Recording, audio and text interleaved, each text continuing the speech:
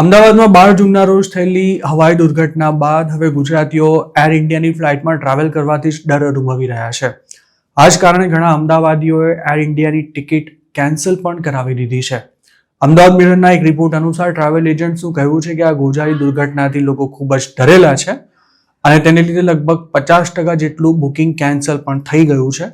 તેમજ કેટલાક પેસેન્જર્સ તો આ શોકમાંથી બહાર ન આવે ત્યાં સુધી પ્લેનમાં બેસવા જ તૈયાર નથી. અમદાવાદના ટ્રાવેલ એજન્ટ્સના જણાવ્યા પ્રમાણે તેમના જે ક્લાયન્ટ્સે એર ઇન્ડિયાની ફ્લાઇટ્સ માટેની ટિકિટ બુક કરાવી હતી તેમાંથી અડધાથી વધુ ક્લાયન્ટ્સ હવે તેમની ટિકિટ કેન્સલ કરાવવા માટે કહી રહ્યા છે અથવા તો કેન્સલ કરાવી ચૂક્યા છે, જ્યારે કેટલાક પેસેન્જર્સ એરલાઇન બદલવા ઈચ્છે છે અથવા તો તેમણે તેમના ટ્રાવેલ પ્લાન જ કેન્સલ કરી દીધા છે. અમદાવાદ મિરરના રિપોર્ટ અનુસાર travel agents association of India એટલે કે TAAI ગુજરાતના ચેરમેન પ્રશાંત મદલાણીએ પોતે એર ઇન્ડિયાનું બુકિંગ કેન્સલ કરાવી દીધું છે. તેમણે અખબાર સાથે વાત કરતા જણાવ્યું હતું કે 12 જૂનના રોજ થયેલા પ્લેન ક્રેશથી તેમના ફેમિલી મેમ્બર્સ સાથે પોતે પણ આઘાતમાં છે, જેથી તેમણે એર ઇન્ડિયામાં બુક કરાવેલી ટિકિટ કેન્સલ કરાવી દીધી છે. તેમણે એમ પણ કહ્યું હતું કે એર ઇન્ડિયાની ઇન્ટરનેશનલ અને ડોમેસ્ટિક ફ્લાઇટ્સ માટેની ટિકિટ બુક કરાવનારા તેમના અડધા જેટલા ક્લાયન્ટ્સે પણ પોતાની ટિકિટો કેન્સલ કરાવી દીધી છે અથવા તો તેના માટે તેમણે સૂચના આપી છે. TAAI ડેટા પ્રમાણે જેટલા પણ રજિસ્ટર્ડ ટ્રાવેલ એજન્ટ્સ છે તેમાંથી અડધા જેટલા ટ્રાવેલ એજન્ટ્સ આ જ પ્રકારની સમસ્યાનો સામનો કરી રહ્યા છે. કસ્ટમર્સ હવે ટિકિટ કેન્સલ કરાવવાની ડિમાન્ડ કરી રહ્યા છે અથવા તો અન્ય એરલાઇન્સનો ઓપ્શન આપવાનું કહી રહ્યા છે.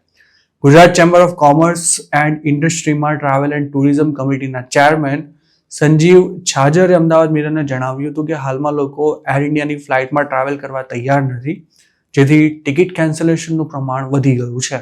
એક તરફ પેસેન્જર્સ એર ઇન્ડિયામાં ટ્રાવેલ કરતા ડરી રહ્યા છે તો બીજી તરફ પ્લેન ક્રેશ બાદ પણ એર ઇન્ડિયાની ઘણી ફ્લાઇટ્સમાં પ્રોબ્લેમ આવવાનું ચાલુ જ છે.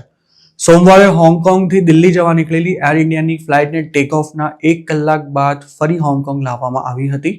તો બીજી તરફ સેન ફ્રાન્સિસ્કોથી વાયા કલકત્તા થઈ મુંબઈ આવી રહેલી ફ્લાઇટ કોલકાતા લેન્ડ થઈ ત્યારબાદ પેસેન્જર્સને છેક 5 કલાક સુધી બેસાડી રખાયા પછી જણાવાયું હતું કે એન્જિનમાં થયેલી પ્રોબ્લેમને કારણે આ ફ્લાઇટ મુંબઈ નહીં જઈ શકે.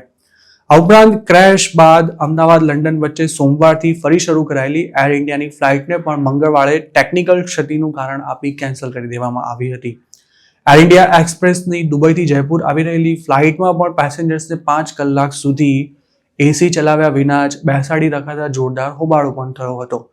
ટૂંકમાં અમદાવાદમાં પ્લેન તૂટી પડ્યા બાદ એર ઇન્ડિયાની સમસ્યાનો જાણે અંત જ નથી આવી રહ્યો. પાકિસ્તાન બાદ ઈરાનની એર સ્પેસ પણ બંધ થઈ જતા એર ઇન્ડિયાને અમેરિકા અને યુરોપથી ઇન્ડિયા આવતી પોતાની ફ્લાઇટ્સને લાંબા રૂટથી લાવવી પડી રહી છે અને બોઈંગ 787 એરક્રાફ્ટનું ચેકિંગ પણ વધી જતા અનેક ફ્લાઇટ્સના શેડ્યુલ ખોરવાઈ રહ્યા છે. આટલું ઓછું હોય તેમ ઇન્ટરનેશનલ ટ્રાફિક ઘટી રહ્યો હોવાને કારણે એર ઇન્ડિયા સહિતની અનેક એરલાઇન્સ ભીંસમાં છે.